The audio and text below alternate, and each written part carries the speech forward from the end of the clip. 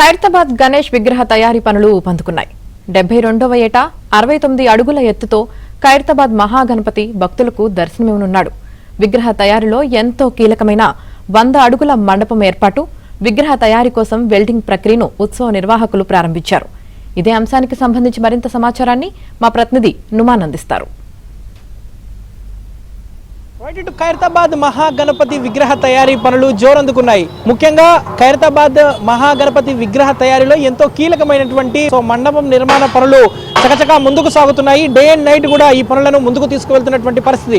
72వ ఏట 69 అడుగుల ఎత్తులో ఖైరతాబాద్ మహాగణపతి ఈసారి భక్తులకు కనువిందు చేయనున్నాడు. సో ఈ నేపథ్యంలో ఈ విగ్రహ తయారీలో మొదట ఎంతో కీలకమైనటువంటి మండప నిర్మాణం అని చెప్పొచ్చు. సో ఈ మండప నిర్మాణానికి సంబంధించి వెల్డింగ్ ప్రక్రియ, దాంతోపాటు కర్రల ఏర్పాటు, ఈ కార్యక్రమం అంతా కూడా శరవేగంగా ముందుకు సాగుతుంది. ప్రస్తుతం నేను ఖైరతాబాద్ మహాగణపతి దగ్గర ఉన్నాను. సో ఖైరతాబాద్ మహాగణపతి విగ్రహ తయారీ పనులను మనం ఒకసారి చూసుకుంటే, సో మొత్తం కూడా 69 అడుగుల ఎత్తులో మట్టి గణపతిగా ఈసారి ఖైరతాబాద్ మహాగణనాథుడు భక్తులకు దర్శనం ఇవ్వనున్నాడు. సో దీనికి సంబంధించినటువంటి ఏర్పాట్లు కూడా జరగనున్నటువంటి పరిస్థితి. ప్రస్తుతం మనం ఏబిఎన్ స్క్రీన్ లో చూస్తున్నాము.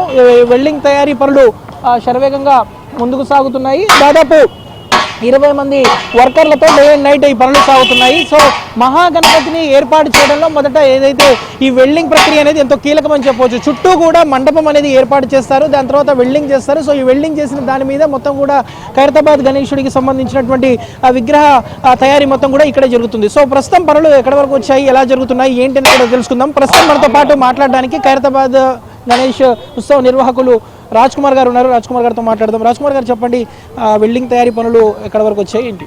చూడండి, నాగబాబు టీం మచిలీపట్నం నుంచి వచ్చారు. సుమారు ఒక 5 రోజు నుంచి వాళ్ళు వర్క్ చేస్తూ ఉన్నారు. అదేవిధంగా మీరు నర్సయ్య టీం వాళ్ళు ఆదిలాబాద్ నుంచి వచ్చారు, వాళ్ళు కూడా వర్క్స్ నడుస్తడం జరుగుతుంది. దాదాపు సమయం ఈ సంవత్సరం చాలా తక్కువ ఉంది. తక్కువ టైంలో వినాయకుని రెడీ చేయాలి, పెద్ద టాస్క్ అనమాట. శిల్పి రాజేందర్ గారు, సందీప్ రాజ్ గారు కలిసి అది లీడ్ చేస్తూ ఉన్నారు. మీకు తెలిసిన విషయమే, ఈ సంవత్సరం పంచముఖ సంకటహర మహావినాయకుడు ఒకవైపు జ్యోతిర్లింగము, మరొక వైపు కాళిక అమ్మవారు దర్శనం పోతా ఉన్నాడు. ప్రతి సంవత్సరం లాగే 2 రోజుల ముందు రెడీ చేసే విధంగా వినాయకుని రెడీ చేయబోతా ఉన్నాం. అంటే మొత్తం ఎంతమందితో వర్క్స్ అంతా జరుగుతున్నాయి? చూడండి, కార్పెంటర్ ఉన్నారు, వాళ్ళు ఒక 15 నుంచి 20 మంది ఉన్నారు. వెల్డర్లు ఒక 10 మంది ముందు యాడ్ అయ్యే అవకాశం ఉంది. తమిళనాడులు, ఒరిస్సా వాళ్ళు, మరి ఇంకా బాంబే నుంచి వస్తారు కళాకారులు, అంటే కొన్ని రాష్ట్రాల నుంచి వచ్చే కళాకారులు అందరూ కలిసి ఓవరాల్ 100 మంది ఈ కార్యక్రమంలో పాల్గొంటారని అనుకుంటా ఉన్నాను. ఈ విగ్రహ తయారీకి సంబంధించి ఈసారి ప్రత్యేకలు ఎలా ఉండబోతున్నాయి? ఖచ్చితంగా అండి, ప్రతి సంవత్సరం మీరు ఏ విధంగా చూస్తారో దానికంటే ఇంకా అందంగా మేము తయారు చేయబోతా ఉన్నాం.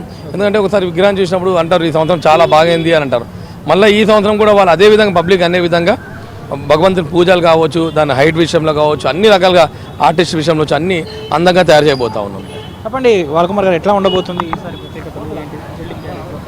ఇప్పుడు మీరు చూస్తున్నారు, మా చైర్మన్ రాజ్ కుమార్ గారు చెప్పినట్టు భక్తులకు అన్ని విధాలుగా వాళ్ళు బాగుంది. ఖైరతాబాద్ వినాయకుడు గత సంవత్సరం కంటే ఈ సంవత్సరం ఇంకా బాగుంది అనేలా రాజేంద్రన్ గారు, మా చైర్మన్ గారు, సందీపన్న గారు అన్ని రకాలుగా ప్రయత్నం చేస్తారు.